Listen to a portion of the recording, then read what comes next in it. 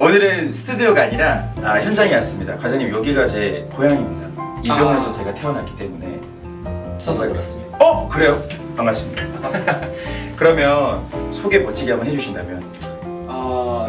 저는 이제 파티마 병원에서 비뇨기학과 주임과장을 맡고 있고, 이게 사실 연배에 비해서 높은 직급이긴 한데 어떻게 하다 보니까는 일을 받게 돼서 열심히 일을 하고 있습니다. 소처럼 생각하고 있습니다. 좋네요. 병원에서 굉장히 좋아하실 것 같은데요. 네. 소처럼 열심히. 그러니까 오늘 사실 제가 찾아온 게 우리 중년 남성들의 말 못할 고민. 그러니까 여성분들은 보통 이제 화장할 때 나이를 좀 느끼고, 남성분들은 화장실 갈 때 옆에 분하고 좀 뭔가 비교하게 되면서 전립선 비대증에 대해서 좀 여쭤보려고 왔거든요. 네. 요즘에 그 말 못할 그 고민들 한 10년째 가지고 병원 찾기가 좀 힘들다고 안 오시는 분들도 많으시더라고요. 좀 어때요? 보통 이전에 이제 환자분들은 이거 얘기하는 것조차, 전립선이라는 단어를 얘기하는 것조차 이제 좀 약간 부끄러워하거나 이런 분들이 많아서 예전에 더 심했겠지만, 그래도 최근에는 뭐 이래저래 이제 그 다양한 뭐 영상 매체들이나 인터넷 매체들이 있기 때문에 이런 부분들을 통해서 많이 접하시고, 또 생각보다 뭐 환자분들끼리나 아는 사람들끼리 공유도 많이 하고 있는 것 같고, 중장년층들 같은 경우에는 이제 40대, 50대, 60대 환자분들은 상대보다 젊은 나이대에서 또 이제 이 전립선 문제가 있다는 것 자체가 뭐 어떻게 보면 이제 뭐 남성성의 어떤 뭐 안 좋으면 남성성이 떨어지는 것처럼 이제 오인하시는 분들도 있어가지고, 오히려 빨리 치료받으셔야 되는 분들은 조금 쉬쉬하는 경향은 확실히 좀 있습니다. 그 말씀하신 대로 사실 여러 가지 좀 정보들을 공유를 하다 보니까 사실은 잘못된 정보들도 많잖아요. 그래서 제가 오늘 왔습니다. 제대로 또 좀 알려주시면 좋을 것 같아요. 알겠습니다. 일단은 그 뜻을 보니까 비대증, 말 그대로 전립선이 이제 커진다라고 얘기를 하면 되는 거예요. 그 전립선 비대증이 원래는 정식 총 명칭은 이제 양성 전립선 비대증인데, 비대라는 단어는 이제 조직 자체가 커지는 것 자체를 얘기를 하게 됩니다. 그래서 여기 그림에서 보는 것처럼 이제 왼쪽이 정상 비대증이 정상 전립선이고, 오른쪽이 전립선 비대증 있는 전립선인데, 근데 이게 뭐예요? 약간 호두처럼 생긴. 요거 위에 거는 지금 방광입니다. 여기가 방광이에요? 소변이 차는 공간이고, 오. 밑에 요렇게 이제 좀 연한 부분으로 되어 있는 부분이 전립선입니다. 근데 사실 제가 알기로는 이제 방광에서 소변이 나와야 되는데 이게 커지다 보니까 요도가 눌려가지고, 그래서 이건 소변장이다 이렇게 알고 있는 분들도 많으시더라고요. 네, 맞습니다.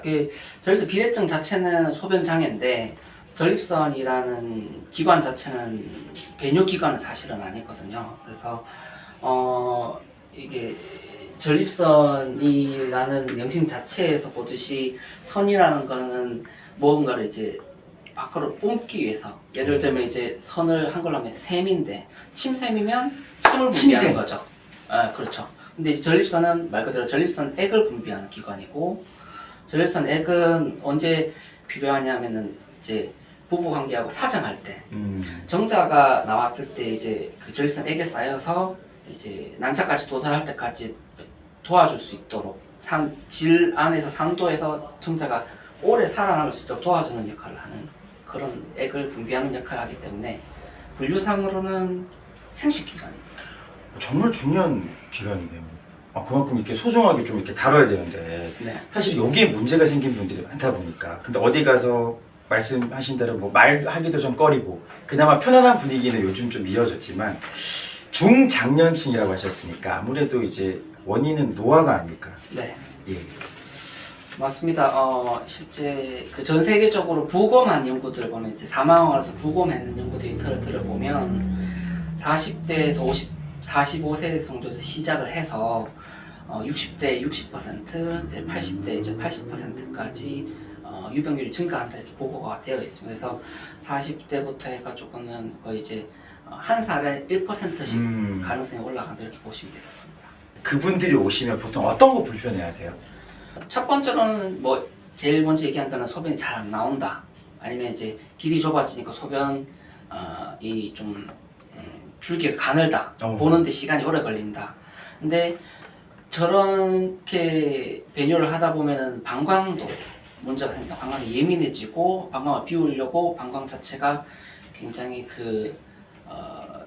방광 자체 소변을 비우려고 굉장히 용을 많이 쓰는 상태가 되기 때문에 좀 조그만 소변 차도 이제 급하고 과민해질 수 있겠네요, 그렇죠. 방광이. 네, 그래서 정말 심한 분들은 소변을 아예 못 보는 분들도 있어요. 못 보면 어떻게 돼요? 소변이 안 나온다라고 아예 얘기하시고 응급실로 오셔서 이제 카테터를 통해서 방광을 비우고 가시는 분들도 있습니다. 아유, 그래서 주변에 보면 이제 전립선 건강 때문에 특히 어르신들은 건강 보조 식품 많이 찾으시거든요. 뭐 남진 선생님 보면 이제 뭐 소팔 이야기 하시죠. 그렇죠. 네. 근데 그런 게 도움이 돼요. 자, 일단 먼저 소팔메토라는 건 열매 이름이기 때문에 열매 이름입니까? 네.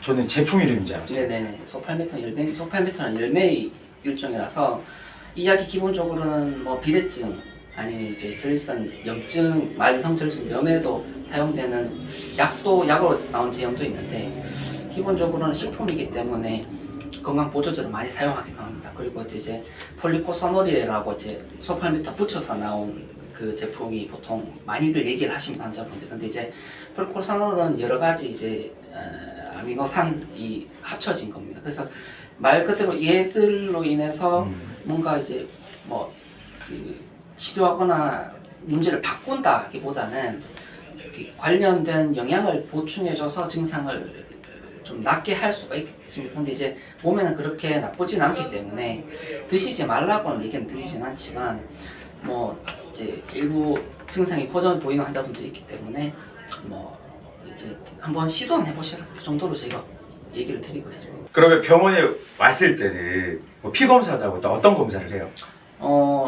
아까 얘기했던 이제 절편 특임 학원이나 피 검사하고 이제 실제 절선 비대증이 이제 정의에서도 얘기됐듯이 절선이 큰지를 확인을 해야 되니까 그 절선 쪽에 초음파라든지 아니면 초음파가 없을 경우는 직장 수지 검사라고 말 그대로 이제 항문을 통해서 직장에 손가락을 넣어서 전립선 크기를 간접적으로 확인을 해볼 수가 있습니다. 만져가지고 그런 식으로 확인을 해볼 수가 있고 이외에 이제 실제 소변에 감염이나 염증이 있는지도 봐야 되니까 소변 검사도 시행하게 되고 그다음에 실제로 소변을 얼마만큼 세게 잘 보는지를 보기 위해서 요속 검사라든지 필요하다면 방광 아까 얘기했듯이 이제 그 방광 기능 자체에 문제가 있을 수 있으니 방광 기능 검사를 보기 위해서 요역동합 검사라는 검사를 해볼 수도 있습니다. 검사가 많은데 이름들이 참 어렵네요. 이름은 좀 어렵습니다. 이름들은 왜 이렇게 어려운 겁니까? 제가 만든 건 아니라서 이것도 너무 궁금했어요. 전립선 비대증이 있으면 이게 암으로 발전을 할 수 있을지. 그것은 결론부터 얘기 되면 아니고요. 전립선 암하고 비대증은 암 관련은 없습니다. 아무 관련은 없고 전립선 비대증을 또 일으킬 수 있는 요인에는 몇 가지가 있는데 어쨌든 오히려 비대증을 일으키는데 방광암의 가족력이 있으면 전립선 비대증이 더 많이 발생한다는 연구 결과는 있습니다. 그리고 혹시 유전적인 영향도 있나요? 아까 얘기했던 그런 부분, 그러니까 유전적인 영향이 첫 번째 방광암의 발생, 두 번째는 전립선 비대가 있으면 당연히 유전적으로도 비대증이 많이 발생할 수가 있습니다. 그러면 아빠가 비대증이 있어요.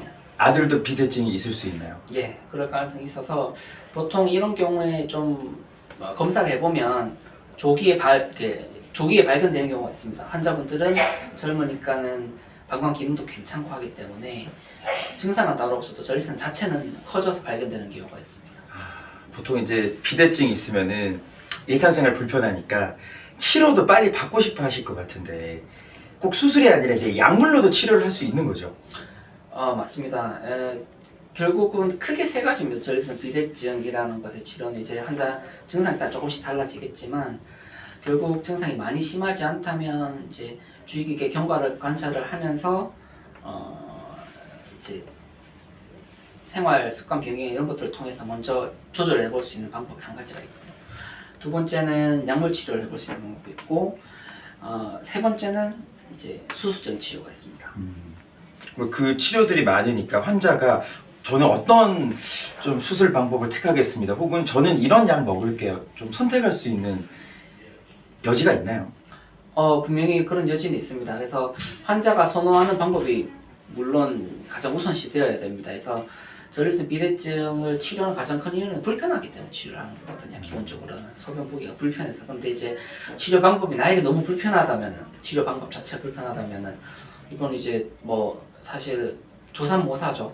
그러니까 이제 불편함, 예를 들면 이렇습니다. 이렇게 약을 먹어서 잘 조절되는 환자도 약 먹기가 너무 힘들면 수술을 선택할 수도 있고, 수술을 해야 되는데 수술이 너무 겁난다, 아니면은 이제 심폐 기능이 많이 떨어져서 마취를 못한다든지, 아니면 나이가 너무 젊은 분들 같은 경우에 특정 수술들은 이제 그 합병증이 있는 경우가 있어서 또 빨리 못 하시는 분들도 있어요. 그런 분들은 사실은 약으로서 먼저 치료를 하는 경우도 있고 그렇습니다. 약물 치료도 약물 치료지만 수술하는 방법도 너무 궁금해요. 수술은 어떻게 하는 거예요? 수술은 기본적으로는 그 전립선 치료를 할 때 이 전립선, 커져 있는 전립선이 요도를, 가운데 있는 요 요도를 압박을 해서 길을 막는 것 때문에 발생하는 증상이어서 요 길을 다시 넓어지게 하는 게 기본적인 그 기전이라고 보면 됩니다. 그래서 이렇게 하기 위한 여러 가지 방법들이 있는데, 결국은 잘라내든지 아니면 길을 넓혀주든지, 아니면 이제 전립선 저희가 보통 전립선 비대가 발생하는 부위를 전립선 전이대라고 하는데 말은 좀 어렵지만 전이대. 네. 전이대. 그래서 전립선은 결국은 수박이나 이제 여러 가지 과일처럼 껍질 끝에 이제 캡슐로 싸져 있고 속에 이제 전립선 비대증이 일어나는 이제 과육이 있는 것처럼 그렇게 생각을 하시면 편합니다. 정확한 또 네네. 예를 들어주시니까 쏙쏙 들어오네요. 네, 그래서 결국은 수술 자체는 이 안에 과육을 그냥 잘라서 먹을 거냐, 과육을 깨끗하게 껍질만 있고 덜어낼 거냐 선택이 일단 첫 번째고, 아니면 이제 속으로 해서 뭔가 집어넣어가지고 이렇게 길만 속에 벌릴 거냐, 이런 차이라고 보시면 되겠습니다. 그럼 환자분들이 선택하실 때 혹여나 이걸 잘라내면은 좀 기능상에도 막 문제가 생긴다든지 부작용이 있을까봐 좀 고민하실 것 같거든요. 수술 방법마다 차이가 있습니다. 결국 전립선 비대증이 전통적으로 수술을 했을 때 이제 생각을 할 수 있는 합병증이 크게는 수술에 요실금 증상이 있을 수가 있고, 그다음에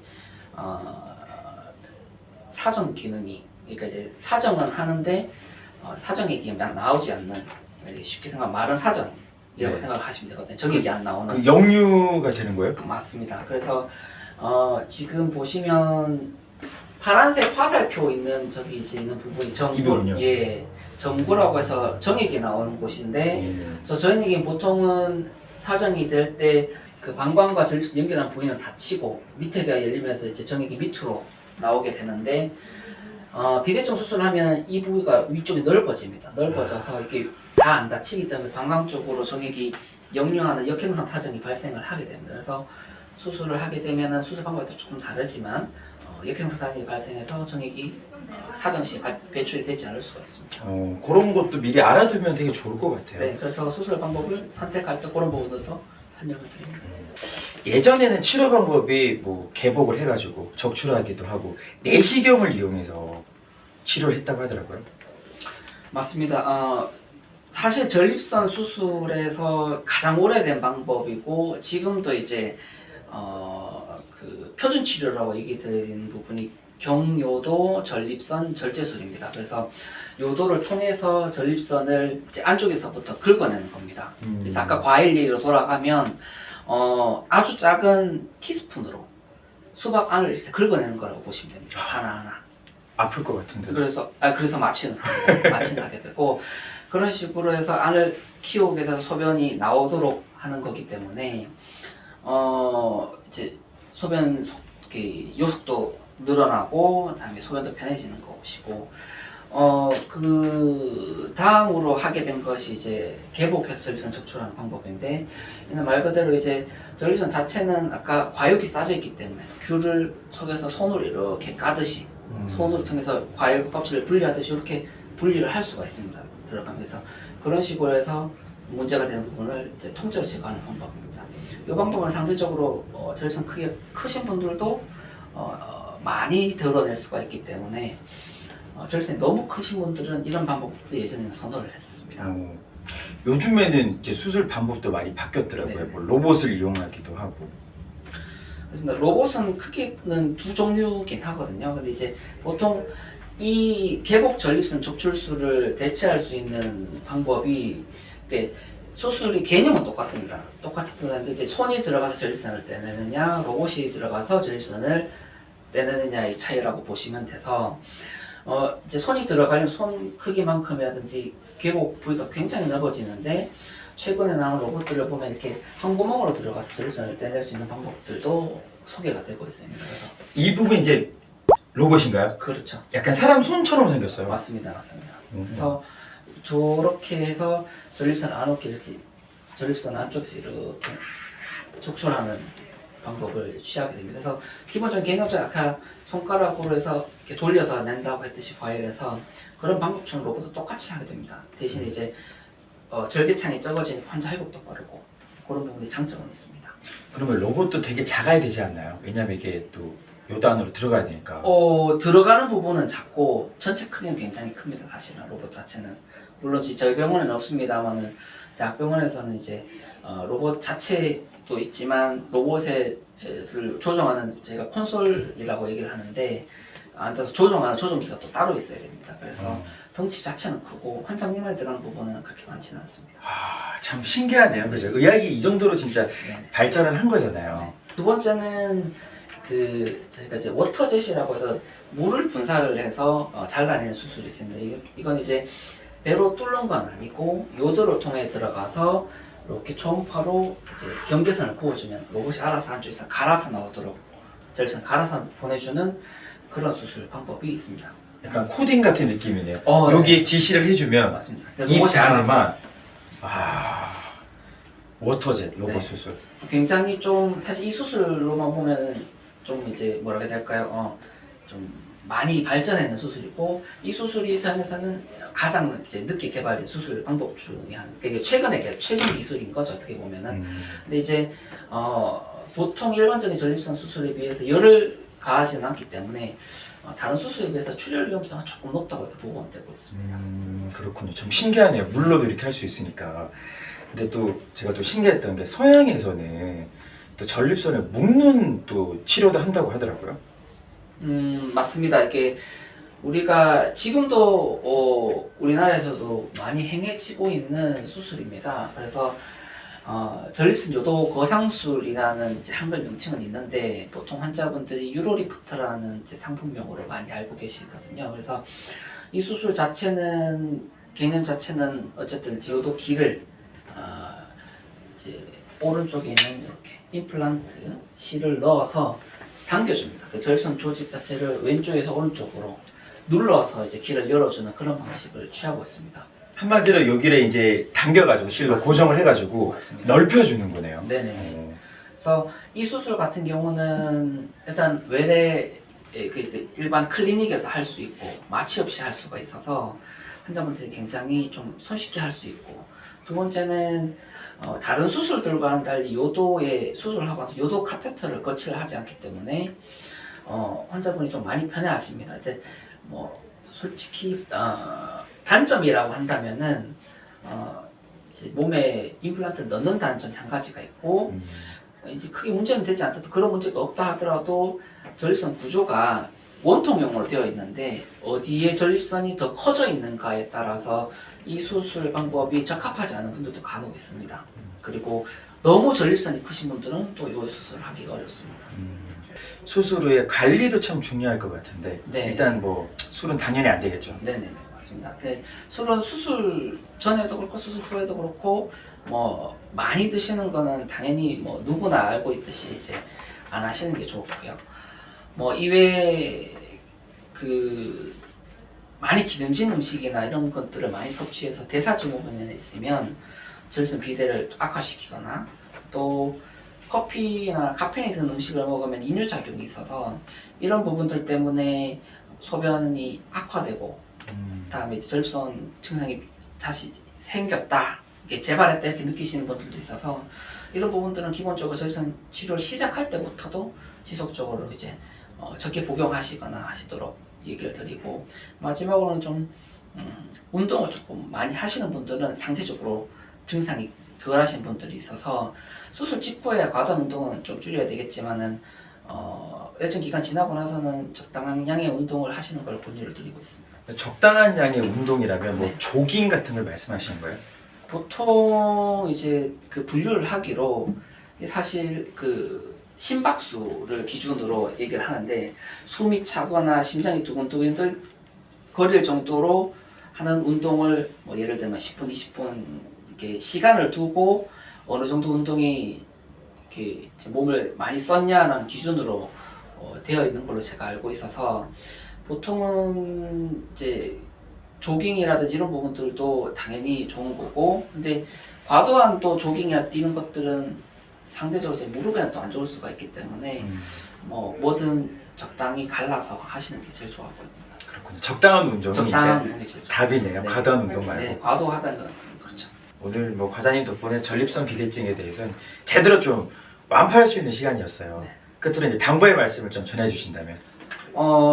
일단 전립선 비대증이라고 진단을 받거나 아니면 의심이 된다면은 기본적으로 이제 집에서 할 수 있는 몇 가지 방법들이 있습니다. 그래서 결국 소변을 잘 못 보는 것이 문제고 소변을 다 완전하게 비워내지 못하니까는 자주 가야 되는 게 문제이기 때문에 일단 기본적으로 할 수 있는 건 어디 나가신다든지 뭐 주무시기 전에 수분 섭취량을 조금 줄여주신다면은 밖에 나가서 불편감을 좀 줄이실 수가 있을 것 같고 소변을 볼 때 아까도 착한 얘기를 하셨지만은 빨리 보는 게 중요한 건 아닙니다 사실은. 근데 시간을 두고 제가 이중 배뇨라고 하는데 말 그대로 소변을 한번 처음에 다 보고 나서 시간을 좀 두고 좀 이완을 하고 좀 기분을 가라앉히면은 전립선 비대증이 있는 분들은 뒤에 남아있는 소변이 뒤에 조금 더 나오는 경우가 있어요. 그래서 그런 부분들을 꼭 비워주시고 다음에 아까 얘기했다시피 적당한 운동하고 이제 골고루 드시는 식습관 중요하다고 볼 수 있겠습니다. 가는 세월이야 뭐 막을 수 없겠습니다만 전립선 비대증에 대해서 제대로 또 알고 또 운동도 열심히 하고 미리 예방한다면은 충분히 건강한 전립선을 또 유지할 수 있겠네요. 네, 오늘 말씀 감사합니다, 과장님. 감사합니다. 덕분에 많이 배웠습니다.